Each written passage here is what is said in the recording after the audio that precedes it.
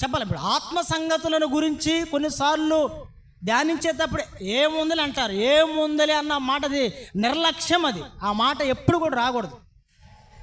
ప్రభు బిడ్డలైనటువంటి వారి జీవితాల్లో గుర్తుపెట్టుకున్న మాట ఏంటంటే ఏముంది ఆ మాట రాకూడదు. అసలు ఎప్పుడు రాకూడదు.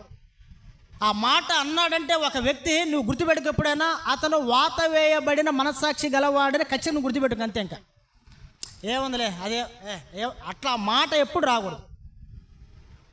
ప్రతిదీ మనకి విలువైందే.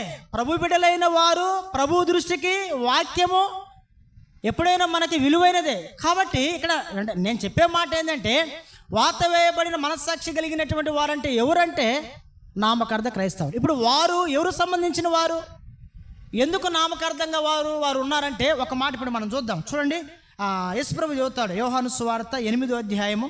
సిస్టర్ 44 వచ్చింది చదవండి. 8:44.